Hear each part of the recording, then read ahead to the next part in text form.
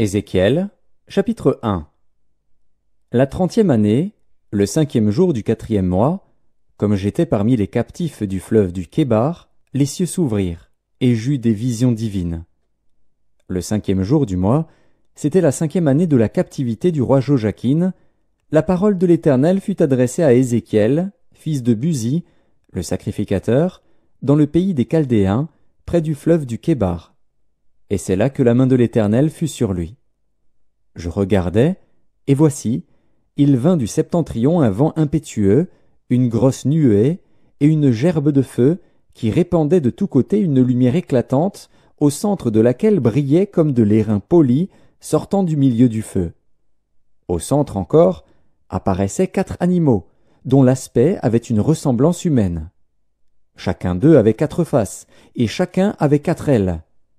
Leurs pieds étaient droits, et la plante de leurs pieds était comme celle du pied d'un veau, ils étincelaient comme de l'airain poli.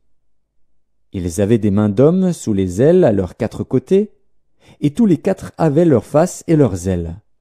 Leurs ailes étaient jointes l'une à l'autre, ils ne se tournaient point en marchant, mais chacun marchait droit devant soi.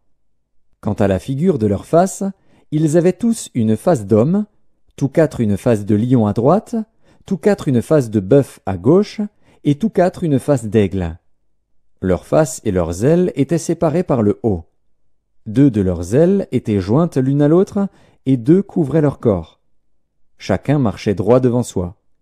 Ils allaient où l'esprit les poussait à aller, et ils ne se tournaient point dans leur marche. L'aspect de ces animaux ressemblait à des charbons de feu ardent, c'était comme l'aspect des flambeaux, et ce feu circulait entre les animaux. Il jetait une lumière éclatante, et il en sortait des éclairs. Et les animaux couraient et revenaient comme la foudre. Je regardais ces animaux. Et voici, il y avait une roue sur la terre, près des animaux, devant leurs 4 faces. À leur aspect et à leur structure, ces roues semblaient être en chrysolite, et toutes les 4 avaient la même forme. Leur aspect et leur structure étaient tels que chaque roue paraissait être au milieu d'une autre roue. En cheminant, elles allaient de leurs 4 côtés, et elles ne se tournaient point dans leur marche. Elles avaient une circonférence et une hauteur effrayantes, et à leur circonférence les 4 roues étaient remplies d'yeux tout autour. Quand les animaux marchaient, les roues cheminaient à côté d'eux. Et quand les animaux s'élevaient de terre, les roues s'élevaient aussi.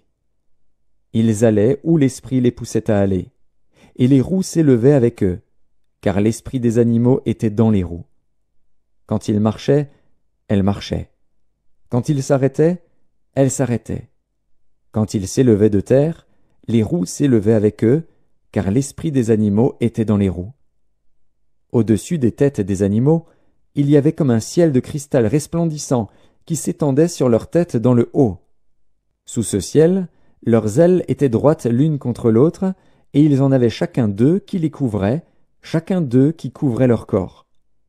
J'entendis le bruit de leurs ailes, quand ils marchaient, pareil au bruit de grosses eaux ou à la voix du Tout-Puissant. C'était un bruit tumultueux, comme celui d'une armée. Quand ils s'arrêtaient, ils laissaient tomber leurs ailes. Et il se faisait un bruit qui partait du ciel étendu sur leurs têtes, lorsqu'ils s'arrêtaient et laissaient tomber leurs ailes. Au-dessus du ciel qui était sur leurs têtes, il y avait quelque chose de semblable à une pierre de saphir, en forme de trône. Et sur cette forme de trône apparaissait comme une figure d'homme placée dessus en haut. Je vis encore comme de l'airain poli, comme du feu, au-dedans duquel était cet homme, et qui rayonnait tout autour. Depuis la forme de ses reins jusqu'en haut, et depuis la forme de ses reins jusqu'en bas, je vis comme du feu, et comme une lumière éclatante, dont il était environné.